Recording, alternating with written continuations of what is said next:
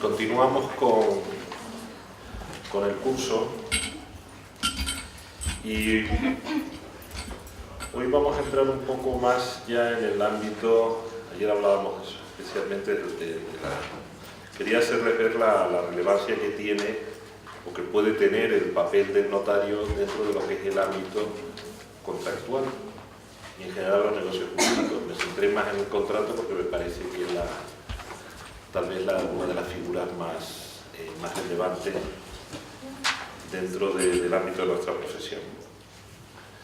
Y hoy me voy a centrar un poco más en los aspectos éticos, muchos de los cuales vienen que se entienden si tenemos claros los conceptos en relación a qué es lo que estamos haciendo como notarios. Y bien, puede afirmarse que la primigenia, la originaria utilidad del documento notarial es la confianza. En el caso de España, todos los notarios tienen un sello con un lema que pone nil prius fide, que significa nada antes que la confianza o nada antes que la fe. Fides se entiende como fe o confianza.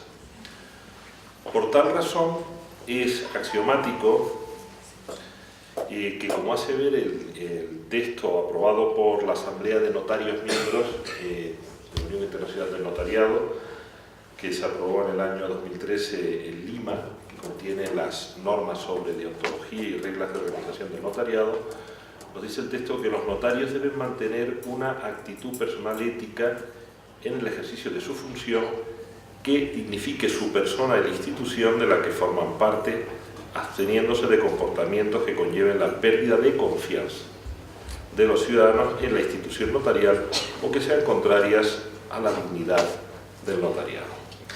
Y es que el instrumento público notarial, para que sea colmadamente eficaz, debe apoyarse no solo en la potestas o efectos que le atribuyen las normas, sino también señaladamente en la autoritas del notario. La potestas es el documento público, el Estado le atribuye una serie de efectos. Y la autoritas es la percepción que tienen los ciudadanos respecto del valor del documento público y respecto de lo que es el propio notario. Por ello decía el gran Juan Vallet de Huitisolo, que fue presidente de la Unión Internacional del Notariado y de la Academia de Jurisprudencia y Legislación de España, el notario, que si le faltara la ciencia al notario, este podría funcionar más o menos imperfectamente. Pero sin moral, sin buena fe, no sería posible la función.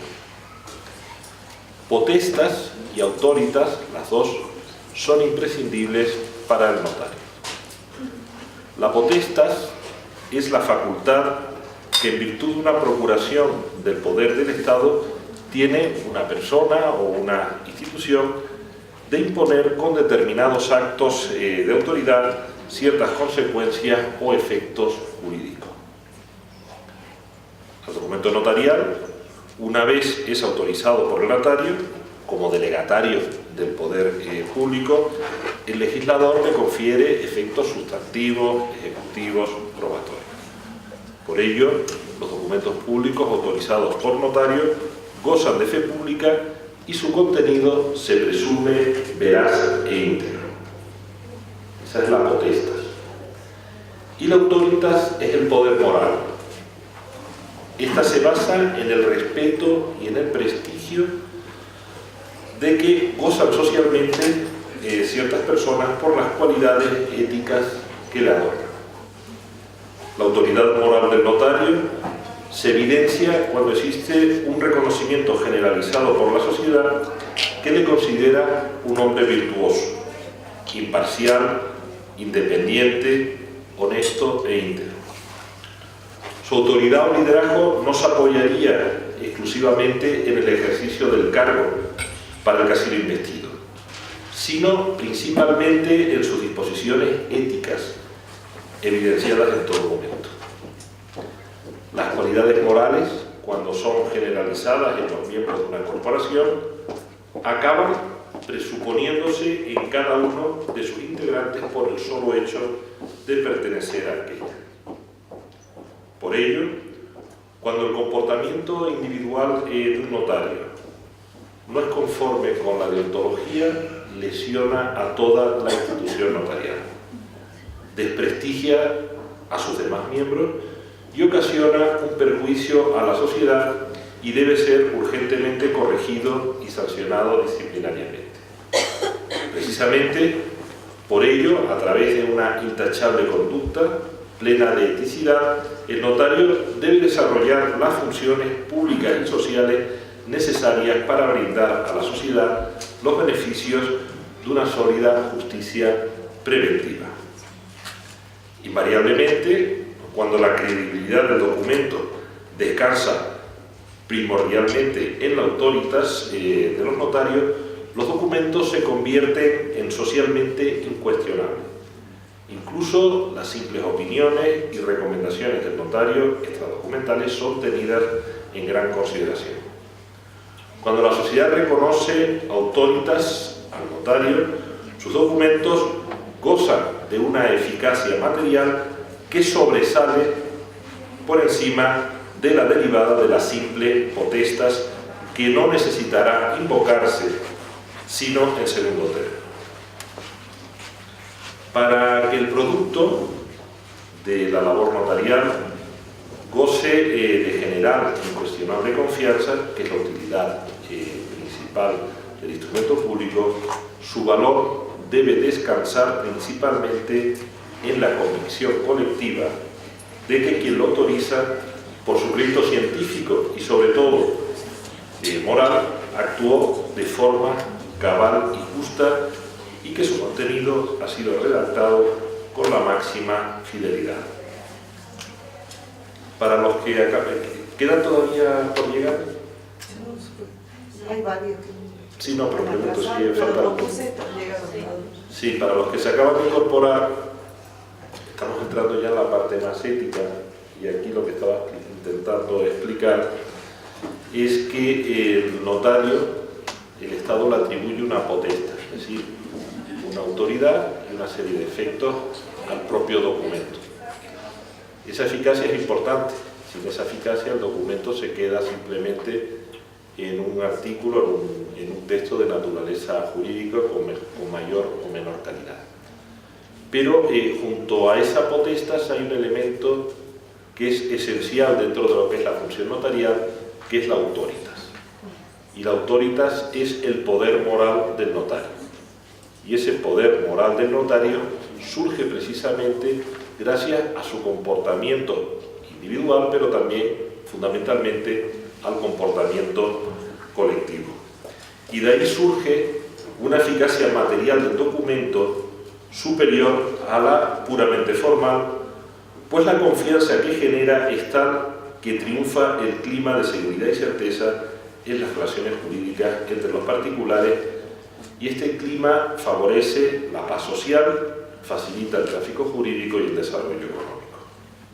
Los ciudadanos, precisamente porque confían en el documento notarial, lo respetarán y no discutirán sobre su contenido, pues al autor le atribuye una superior razón, que descuella sobre los efectos meramente legales del documento y que pivota en el comportamiento deontológico del notario. Si quieren pasar.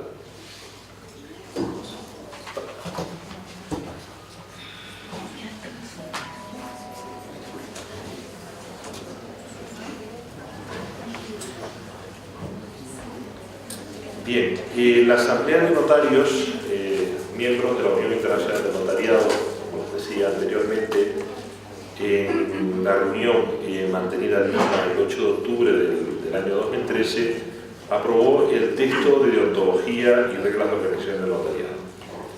Este documento contiene un desarrollo y actualización de los principios fundamentales del notariado de tipo latino, aprobados por la Asamblea de Notariados Miembros el 8 de noviembre del 2005 en Roma, y de los principios de deontología notarial que fueron aprobados por la Asamblea de Notarios Miembros de la Unión en la Ciudad de México el 17 de octubre del año 2004.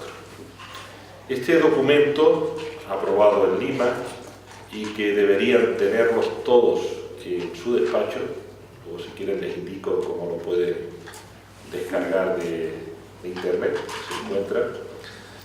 Bien, este texto se presenta como un texto articulado a modo de ley uniforme que pretende servir como modelo y en el que inspirarse todos los notariados miembros, tanto en la organización y ejercicio de la función pública como en la individualización y de los principios y reglas éticas.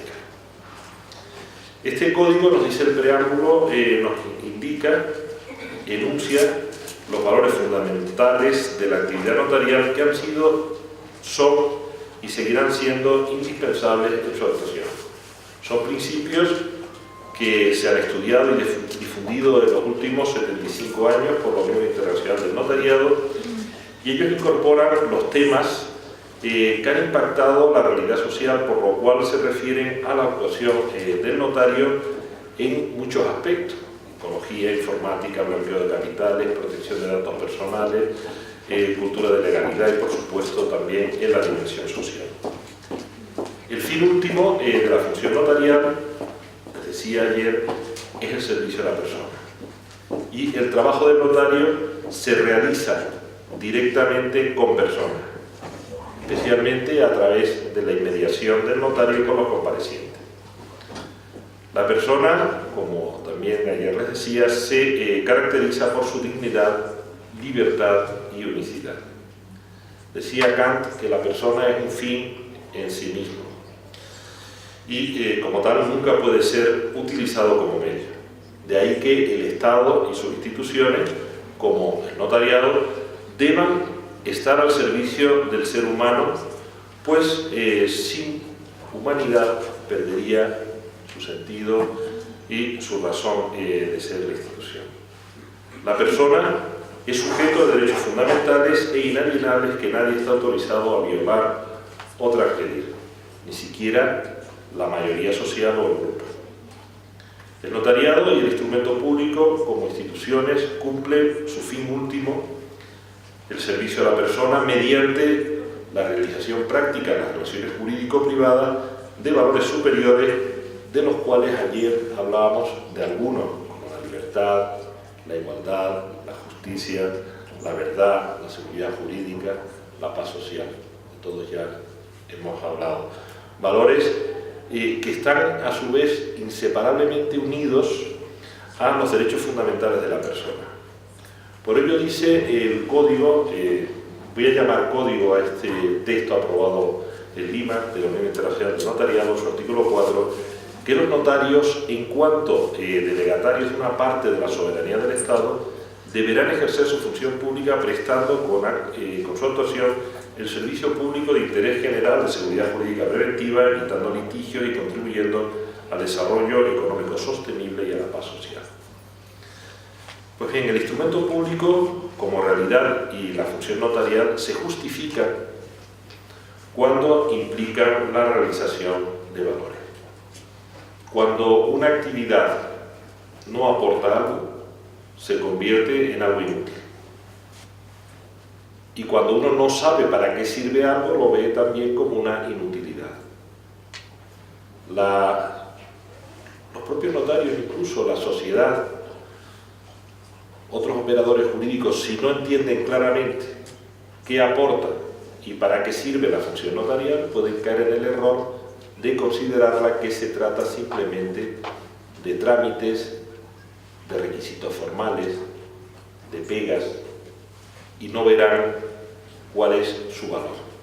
Por eso es muy importante el tema de que seamos conscientes y que sepamos también difundir cuáles son los valores que se defienden con el ejercicio de la función notarial. Y es que el notariado posee una importancia indirecta, pues no cabe duda que es un medio para mantener y hacer efectivos esos valores. Es decir, si con la función notarial no hacemos efectivos esos valores, entonces sí nos convertiríamos en una institución sin sentido. Decía Hildebrand que los meros medios, como sería la institución, son solo indirectamente importantes. Por así decirlo, toman prestada su importancia de la importancia del fin al que sirve. Es decir, si el notariado presta un servicio de importancia, pues la institución también será importante. De tal modo que solo se puede llegar a conocer la importancia de la función notarial y del instrumento público si previamente sabemos cuáles son los fines y los valores a los que se sirve. Solo conociendo estos tendremos una cabal idea de cuál es su razón, ya que el notariado como realidad solo podrá considerarse como valioso en la medida en que con él se alcancen valores. Hoy es aceptada comúnmente una distinción entre valores superiores e inferiores, y esta terminología es usada en algunas constituciones. Por ejemplo, la Constitución Española del año 78 así se establece. A diferencia de valores inferiores, como puede ser la comodidad, el placer, cuya percepción es nítida y obvia sin necesidad de un mínimo esfuerzo cultural o de raciocinio, es decir, el que me encuentro cómodo no hace falta ser una persona con una alta formación o tiene como un filósofo para darse cuenta de lo que percibe. La necesidad, por el contrario, los valores superiores, como pueden ser la justicia o como puede ser la igualdad, no se perciben siempre con tanta facilidad. Y es que la necesidad de un valor superior solo se hace evidente cuando el valor se daña. Cuando el valor aparece sustituido por un disvalor. La justicia por la injusticia. La seguridad por la inseguridad. La verdad por la falsedad, etc. Es decir, a veces cuando uno vive en una sociedad en paz, llega un momento en el que no se echa en falta la paz, precisamente porque es como el aire que respiramos, nadie echa en falta el aire. Y posiblemente sea de las cosas más importantes que tenemos, porque sin aire no vivimos. Los valores inferiores son incondicionados y exigen su realización, a diferencia de los valores superiores, justicia, paz, que necesitan de una especial voluntad o esfuerzo para su realización. Así Guardini decía que cuando un hombre está a punto de morir de hambre, cualquier otro valor pasa a un segundo plano ante la importancia de la comida por la utilidad que tiene. Y de ahí la trágica regla de que en la existencia de cada individuo un valor es tanto más débil cuanto más noble es. Por ello, la necesidad que tenemos de exponerlos y considerarlos continuamente, puesto que cuanto más noble es un valor, mayor delicadeza se necesitará para su conocimiento.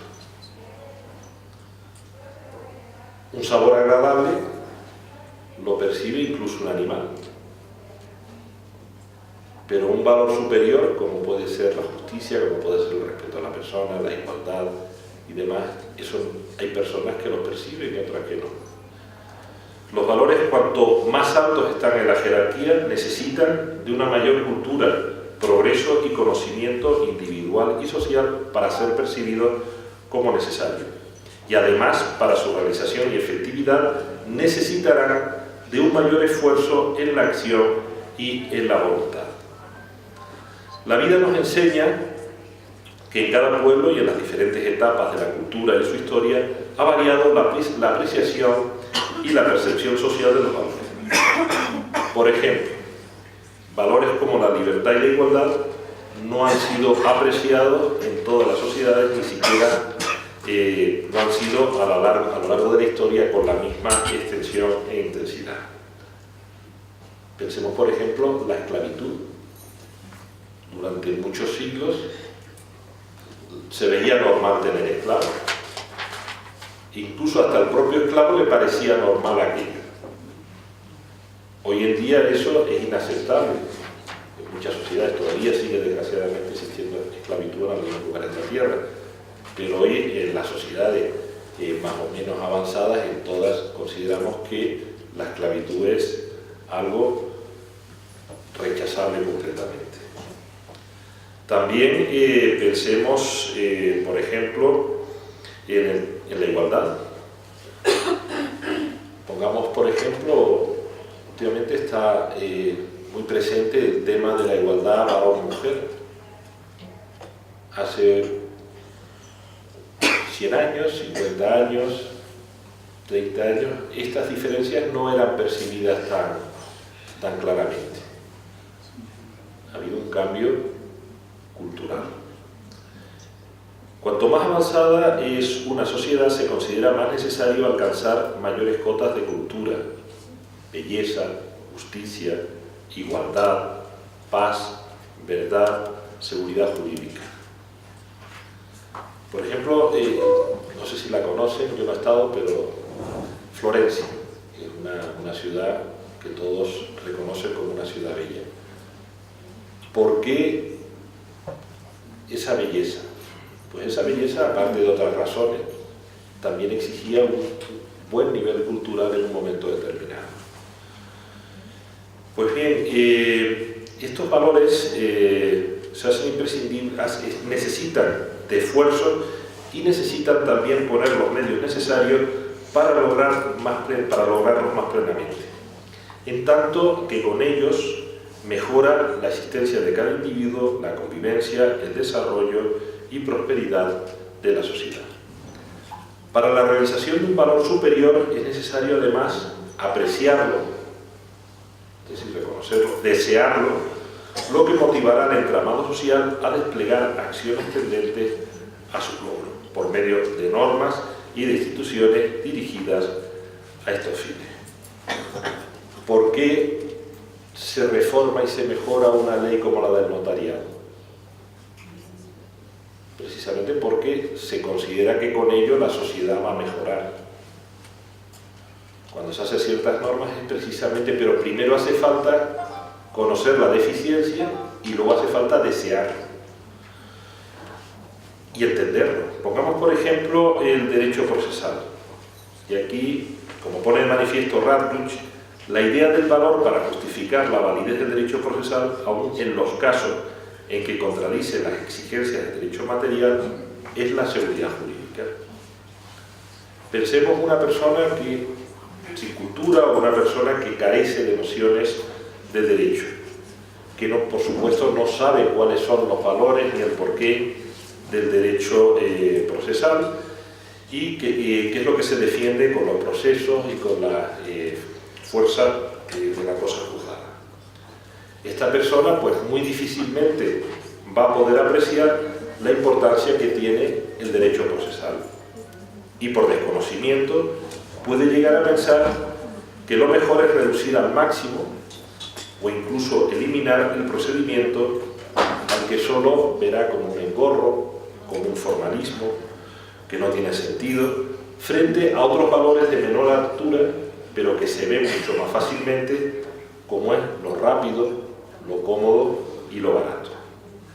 A esta persona, en su incultura, en su desconocimiento, podría ser muy fácil convencerla de la bondad de los procedimientos humanísimos, que al prescindir prácticamente del procedimiento obtienen una inmediata sentencia con el resultado de un proceso mucho más rápido y menos costoso. ¿Verdad? Que se acabarían con los pleitos, no habría retardo en los juzgados. Pues bien, pero solo el ignorante podría dejarse engañar con semejante propuesta, ya que los procedimientos humanísimos, además de ser contrarios a la seguridad jurídica, han servido en la historia para disfrazar de justicia las mayores injusticias y tropelías. Así ocurre con el derecho notarial. Ayer les ponía el ejemplo de la contratación administrativa en España, que precisamente por razones de rapidez, de comodidad y económica, pues se optó por suprimir formalidades. ¿Cuál fue la consecuencia?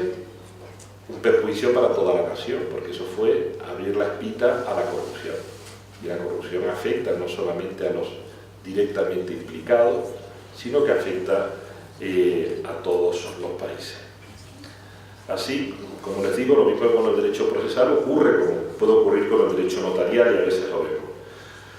Para la persona ignorante de los valores que defiende el derecho notarial, puede cuestionarlo por ver las formalidades precisamente como eso, como una simple traba, como un coste, sin tener en cuenta que sin ella la conflictividad, los abusos reinarían por doquier. La función notarial se desarrolla básicamente en el ámbito de las relaciones jurídicas privadas y tiene por fin hacer efectivos relevantes valores, entre los que le he comentado algunos, y por eso el interés que tenía ayer en destacar estos valores, porque si no estamos convencidos o no sabemos o no caemos en la cuenta de cuáles son los valores que estamos defendiendo con nuestra actividad, difícilmente podremos explicarlos, defenderlo, incluso también amar la profesión. Ayer hablábamos de la libertad, la igualdad, justicia, la verdad, la seguridad y la paz. Respecto de esta última, que solo fue mencionada de pasada, voy a detenerme ahora un poquitito. Y respecto de ella dice Larens que entre las tareas que el derecho tiene siempre planteadas, que se pueden denominar los fines últimos del derecho, se encuentra la consecución y el mantenimiento de la paz jurídica y la realización de la justicia. Por aquí tiene sitio libre. Pero como hace ver este autor, siguiendo a Helmut Kohn, la paz jurídica no solo es el fin último del derecho, sino también presupuesto de su desarrollo. Con la idea de paz jurídica se liga no solo la idea de ausencia de guerra y de neutralización recíproca, sino también la idea más avanzada de señorío del derecho en las relaciones entre los hombres. Ya que, como dice Larens, un ordenamiento que se mantuviera solo por la coacción y no predominantemente por su obediencia voluntaria por parte de la mayoría, apenas sería algo mejor que el estado de la naturaleza de Hobbes. En él, los hombres viven en constante desconfianza los unos con los otros. Pensemos precisamente en eso, un estado donde abunda el conflicto, la conflictividad es alta, donde yo mantengo pleitos con mis familiares, mantengo pleitos con las personas con las que trabajo, mantengo pleitos con los que me prestan servicios. ¿Merece mantener ese tipo de vida? ¿O es mucho mejor una sociedad donde los conflictos en la familia se evitan, donde los conflictos con las personas con las que contrato se evitan, donde los gastos que tenemos para mantener el entramado de defensa se pueden reducir y dedicarse a hacer cosas en beneficio de la sociedad? Pues bien, al notario con frecuencia se le denomina, ayer lo mencionábamos, el magistrado de la paz, ya que precisamente es un valor al que se dirige la función social. Como señala Alemán y Brice, la paz no es un concepto negativo identificado con la mera ausencia de guerra, sino la plenitud de un estado en el que se goza de la libertad y de la justicia. La paz y la justicia están en íntima relación, van de la mano, ya que sin justicia no hay paz y sin paz no hay justicia. La paz social hay que buscarla en los distintos ámbitos de las relaciones humanas y de la sociedad, y siendo uno de los principales campos, por su incidencia, el de las relaciones jurídico-privadas. La búsqueda de la armonía en las relaciones jurídicas privadas es una de nuestras funciones más características. Esta aportación a la paz, por su carácter preventivo, pasa inadvertida y necesita de observación y de finura intelectual para ser apreciada. Al notariado le corresponde, conforme dice el reglamento notarial en España, íntegra y plenamente en el ejercicio de la fe pública en cuantas relaciones de derecho privado traten de establecerse o declararse sin contienda judicial. Y de ahí la frase que ayer mencionaba el rector, que es una frase de Joaquín Costa, a notaría abierta, juzgado cerrado. O la de Castaño, cuanto más notario, menos jueces. Las relaciones de derecho privado afectan a ámbitos de especial trascendencia en la vida de las personas y los pueblos, como es el derecho de familia, el derecho sucesorio, el contractual, el societario, el mercantil o el patrimonial, en los cuales la función notarial realiza una callada, pero no por ello menos importante, función de mantenimiento de la paz en la familia, en los negocios, con los vecinos y en general en la sociedad. Dice el artículo 2 del Código de la Unión Internacional del Notariado Latino que la función notarial es una actividad reglada y se halla sujeta a las leyes y disposiciones notariales de cada país. Pues bien, como función reglada es necesario que el ordenamiento jurídico la regule, lo que se hace en los distintos países pues, a través de leyes, reglamentos, instrucciones, directivas. Estas normas se complementan con estas últimas de inferior rango, pero que son muy importantes para el buen funcionamiento del notariado, como ayer se puso aquí de manifiesto por esas distintas prácticas que hay en los distintos departamentos. Y una ley, si no tiene un buen desarrollo, hasta el más bajo de las normas, pues no llega a desplegar todos los efectos benéficos que pretende. El artículo 3 del Código de la Unión nos recuerda que el notario es de forma inescindible un oficial público y un profesional del derecho. Como oficial público tiene delegada una autoridad del Estado para dar a los documentos que redacta, de los cuales es autor, dice, y cuya conservación asegura el carácter de autenticidad que confiere a dichos documentos la fuerza probatoria y ejecutiva. Como profesional del derecho, dice, el notario, además de oficial público, tiene la condición de profesional del derecho y ejerce su función pública en el marco de una profesión independiente y reglada. Un aspecto fundamental de su organización es la asistencia de colegios o asociaciones y su dependencia jerárquica del Ministerio de Justicia. Y sigue diciendo, el notariado estará integrado por todos los notarios del país, agrupados en un único colegio o corporación no estatal de derecho público reconocido por la ley, que incorporará en su caso a los distintos colegios o asociaciones territoriales del país y bajo la dependencia del Ministerio. Precisamente por ejercer una función pública, una delegación del poder del Estado, es imprescindible que el Estado vigile y controle el acceso y la permanencia de la función notarial.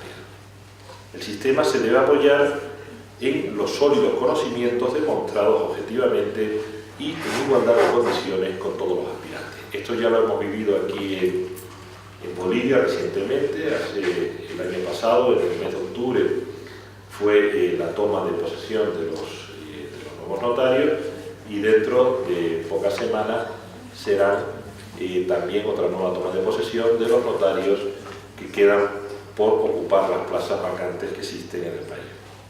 El artículo 5 del texto de Lima dice que los notarios que ejercitan la función deben tener la máxima cualificación jurídica del país para el ejercicio del derecho, haber pasado las pruebas objetivas de acceso y gozar de los conocimientos legales necesarios para el control eficaz y justo de la legalidad de los actos y documentos que autorizan. Y el 14, el sistema de designación del notariado deberá ser objetivo y estar basado en la competencia profesional demostrada. Esta competencia debe ser elevada, pues, como declara este mismo artículo, el notario deberá de gozar a nivel técnico del mayor grado exigido por el Estado para el ejercicio de las profesiones jurídicas. Este es un dato importante. Tienen que ganárselo, no basta simplemente con que lo diga el Código de la Unión.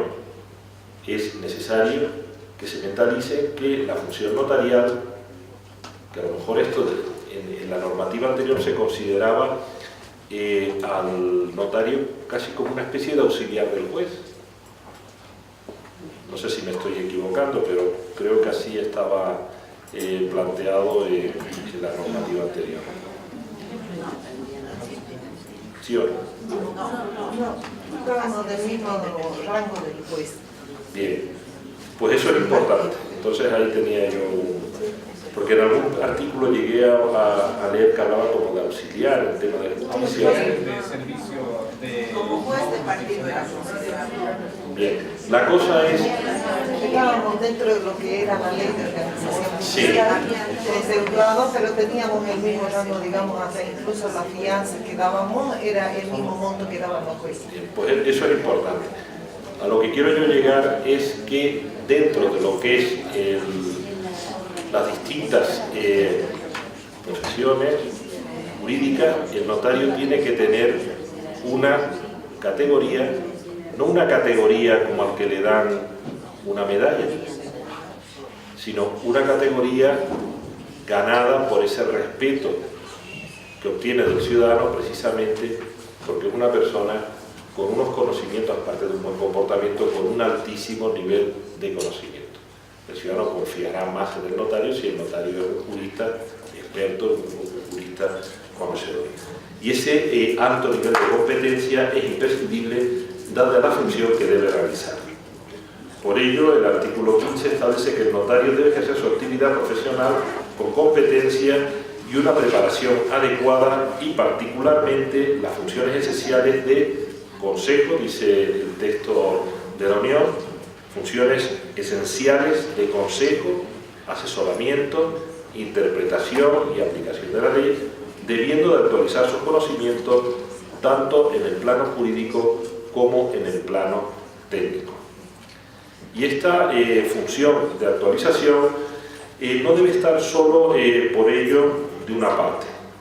En su labor de formación continuada no debe estar aislado.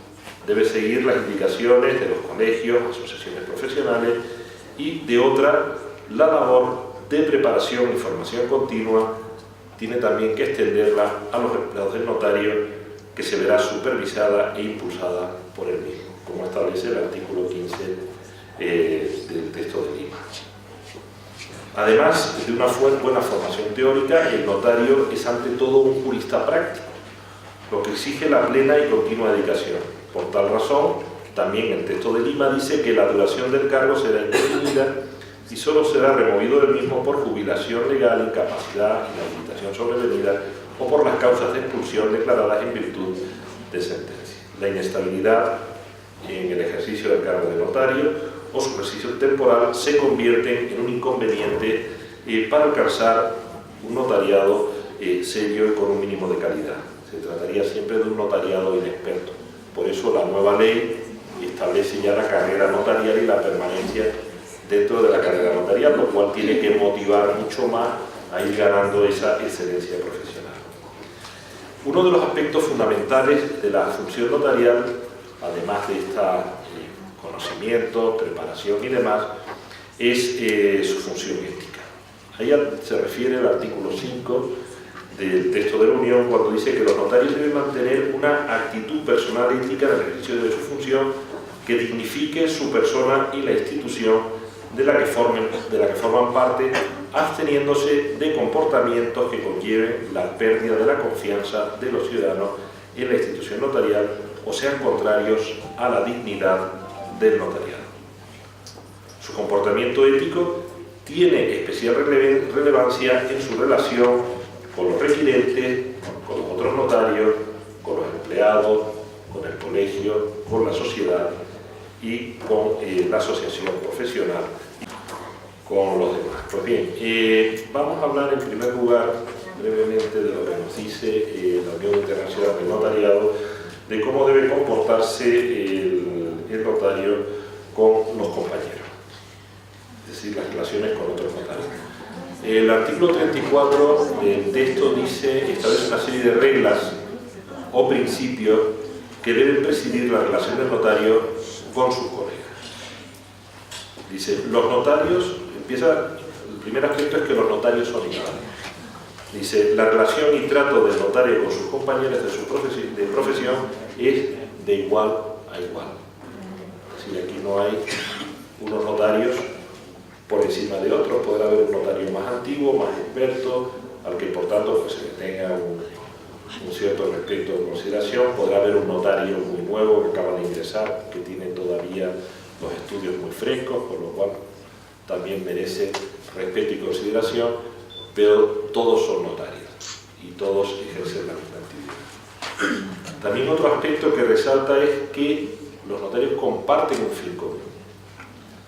El notario, dice el texto, debe ver a los otros notarios como compañeros unidos en el mismo interés común, cuál es el recto ejercicio de la profesión, y no como competidores. ¿Tienen sitio aquí delante? Pero de sobra, sí.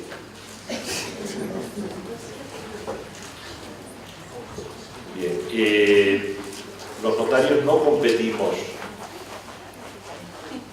como se puede entender una competición. Los notarios competimos en resolverles problemas a la sociedad y en contribuir al bien común. Esa es la única competencia que debe existir entre los notarios. Y existe además entre los notarios un deber de colaboración mutua. El trato de un notario hacia otro notario ha de ser con corrección, colaboración y solidaridad, promoviendo el intercambio de ayuda, servicio y consejo. Es decir, en el notario vecino lo que tenemos que ver es un amigo, tenemos que ver una persona que está contribuyendo al mismo fin. Si nosotros trabajamos teniendo en cuenta cuáles son los valores que servimos, lo que estamos viendo es como un soldado en una guerra, que no ve al otro soldado como un competidor, sino lo ve como alguien que le está ayudando a conseguir una meta. Y nosotros tenemos que ver a los notarios, a los demás notarios, exactamente lo mismo. Nosotros somos soldados de la seguridad jurídica y vemos a los demás como otros soldados que estamos implicados todos en esa misma guerra. Y cuanto más trabajemos de forma conjunta o de forma solidaria, pues mucho mejor vamos a realizar nuestra función. De ahí que la ayuda, el servicio, el consejo, en el consejo hay dos partes y las dos son muy importantes. Una, la del aconsejado, que debe prestar su consejo y colaboración, la cual es mucho más sencilla y es obligatoria, por supuesto. Y luego la más difícil, porque exige ser una persona con un valor muy importante, que es un valor base, un valor fundamental, que es ser una persona, la humildad. Es decir, uno debe tener la humildad suficiente para poder llamar al colega y decirle: mira, tengo esta duda, ¿tú cómo la resolverías?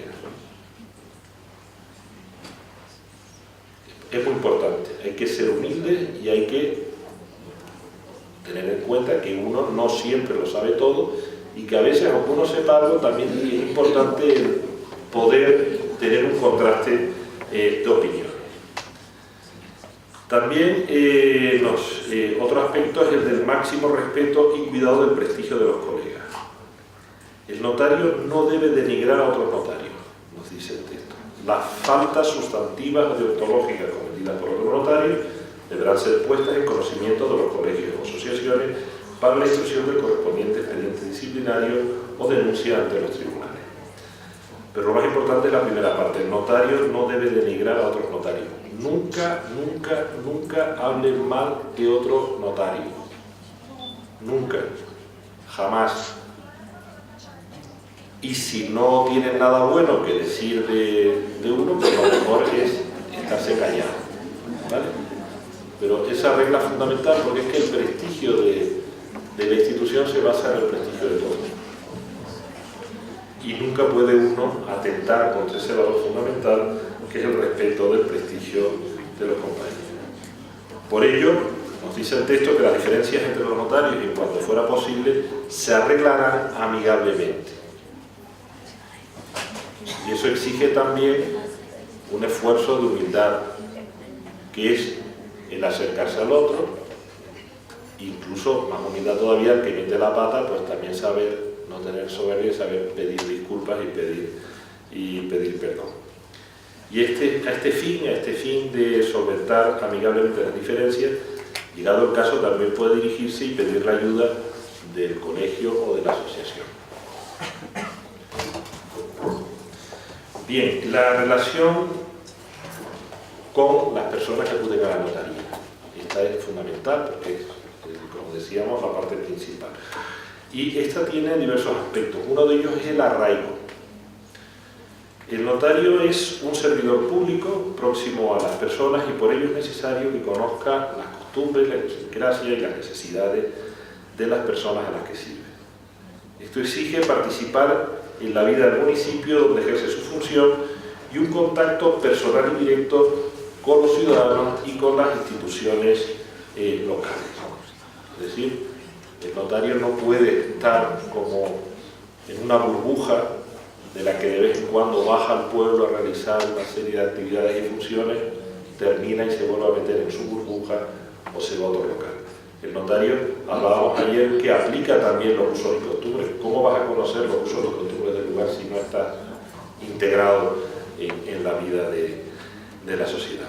Y por ello el artículo 5 dice que el notario, el texto de Lima dice, debe buscar el arraigo social en donde ejerza su función. ¿Y cómo está uno arraigado socialmente? Pues compartiendo la vida en la sociedad. Pues haciendo vida normal dentro del lugar donde uno trabaja. Otro aspecto también respecto al ciudadano que nos dice el texto de Lima es el de la disponibilidad.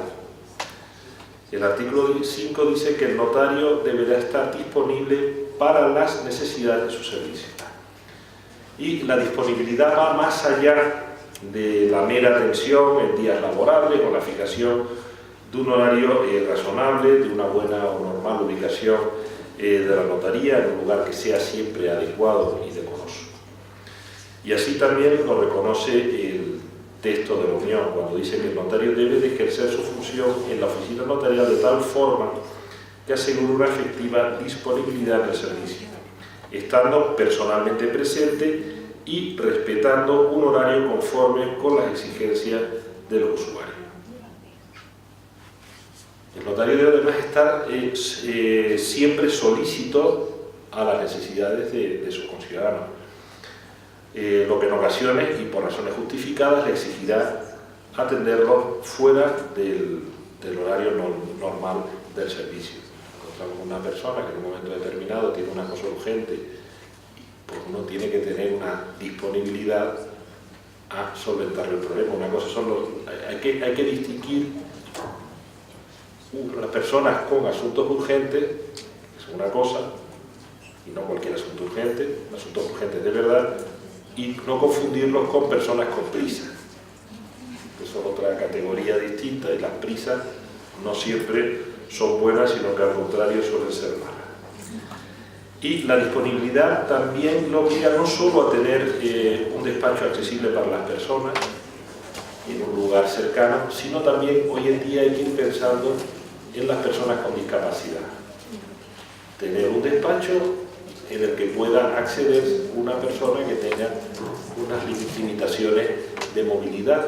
Y si el despacho no tiene esa posibilidad, sí tener un plan B para que cuando alguien acuda al despacho lo pueda uno atender en un lugar correspondiente. Yo hace ya muchos años tuve una notaría en un pueblo que se llama Tacoronte, en la isla de Tenerife, y era una casa de 2 plantas, abajo había una oficina y de una institución, y luego en la planta alta estaba la notaría y tenía una escalera que solo servía para subir a la notaría, como era en esa época para una sola planta no se ponía un ascensor.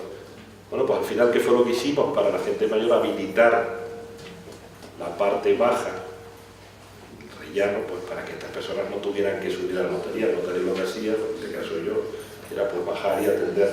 Eso es normal. Y si uno tiene una situación que también es muy importante, el acudir. El notario debe acudir, del mismo modo que el notario no debe autorizar instrumentos fuera del despacho, salvo razones justificadas. Dentro de estas razones justificadas está el acudir siempre a el otorgante enfermo, el otorgante impedido, el otorgante que no se pueda desplazar. Y esa actividad la tenemos que realizar de forma habitual y además con mucho gusto. Y también la disponibilidad implica saltar las barreras que dificultan la comprensibilidad de las personas más sencillas, a las que les tenemos que hacer asequible la terminología jurídica y el lenguaje jurídico. Es decir, tenemos el lenguaje jurídico, a veces para muchas personas es una auténtica barrera. Entonces, no podemos hablar de la misma forma para una persona con conocimiento jurídico que para una persona sencilla. El notario tiene que ponerse al nivel de esa persona para que le entienda. Y estamos con ello quitando barreras en este caso que son barreras del lenguaje técnico. También respecto a las personas que acuden a la notaría, el notario tiene un deber de ser competente, es decir, tenemos que saber, no porque vamos a aprobar un examen o porque estamos haciendo capacitaciones o por la razón que sea, o porque a mí me gusta estudiar, tenemos que ser competentes precisamente porque estamos prestando un servicio y la calidad de ese servicio va en función también de los conocimientos que tengan.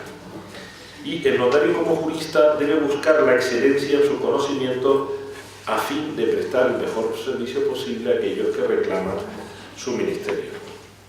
Los ciudadanos han de confiar en las cualidades técnicas del notario de modo que tengan el convencimiento, y así sea, de que les ofrecerá la mejor solución a sus necesidades y que les va a informar y asesorar con la máxima competencia. También ha de desarrollar escrupulosamente su trabajo buscando la perfección en la elaboración de los documentos, en su conservación, en la expedición de copias, testimonios, en la remisión de índices, en el cumplimiento de sus deberes frente a las administraciones públicas a fin de generar confianza y dar mejor servicio con esa máxima calidad, competencia, excelencia. Por ello, el artículo 32 del texto de Lima exige que el notario desarrollará su actividad con la diligencia de un excelente profesional. No en vano, dice, deberá informar de forma clara y profesional, lo dice el artículo 46, de los medios legítimos para la obtención de los fines lícitos que se desean alcanzar y de las consecuencias de los actos o negocios pretendidos, así como de los efectos desfavorables de estos cuando, no obstante, las advertencias formuladas insistiesen en el otorgamiento. Y esta calidad deriva precisamente del esfuerzo que hemos hecho en formar. También frente a los ciudadanos el notario es responsable, como no puede ser de otra manera. Las expectativas que el ciudadano debe tener en la calidad del servicio público notarial se refuerzan precisamente con la responsabilidad personal del notario. No es el Estado el que responde de un servicio deficiente, es el notario. En esto, la función notarial, notario funcionario, como lo quieran llamar, se diferencia de otros funcionarios en que, sin perjuicio de que ese funcionario a su vez luego tenga responsabilidades de otro tipo, el que responde frente al ciudadano no es el Estado por un déficit en un servicio público, sino responde directamente el notario. Y nos dice, el notario será responsable de los daños y perjuicios causados por su culpa o negligencia, por su actuación o por sus actos, autorizados por él en contra de la ley o sin la diligencia de un excelente profesional. Es decir, que la medida es la excelencia profesional. Lo que esté por debajo de la excelencia profesional, de ahí puede derivar responsabilidad. Y así lo dice el texto de la Unión. También el ciudadano ha de tener la garantía de que en caso de ocasionársele algún perjuicio por un deficiente servicio notarial será indemnizado. Por ello, el notario, sin perjuicio de las responsabilidades penales, administrativas y disciplinarias, dice el artículo 32 del Código de la Unión, que responderá civilmente por los daños y perjuicios causados. Y para dar mayor seguridad y evitar que esa responsabilidad quede sujeta a las circunstancias económicas o a la solvencia mayor o menor del notario, es necesario que esté además garantizado por un seguro de responsabilidad civil. Por ello establece el texto de la Unión que esa responsabilidad deberá estar asegurada. Otra obligación de la relación del notario con sus clientes es el de ser independiente e imparcial. Pues bien, entre los mecanismos que fomentan la imparcialidad y destaca la independencia organizativa y económica del notario, el carácter de oficina pública de la notaría y el principio de libre elección del notario. Uno de los mecanismos con los que se ha de garantizar la independencia económica del notario es también el sistema de cobro, el sistema arancelario con el que es retribuido.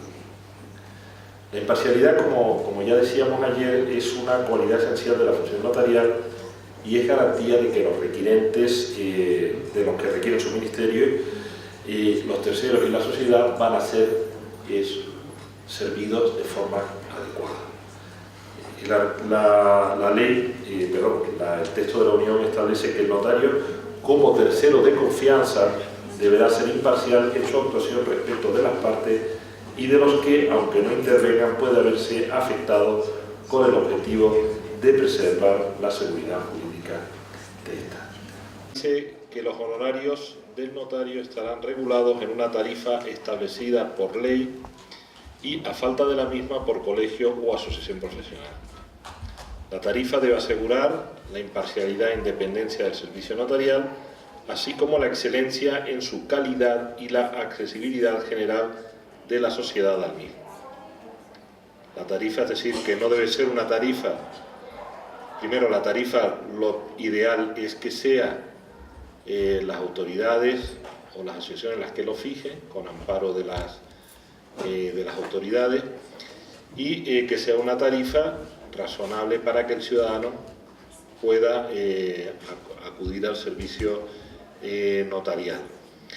En cuanto a la cuantía de la tarifa, pues debería ir en función un poco del tipo de documento, de la capacidad económica a la que se refiere. Bien, y como decíamos, debe ser igual para todos. Aquí se puede plantear una duda a algunos, y es, bueno, pero si los notarios son profesionales privados, ¿por qué no están en competencia y luchan en competencia?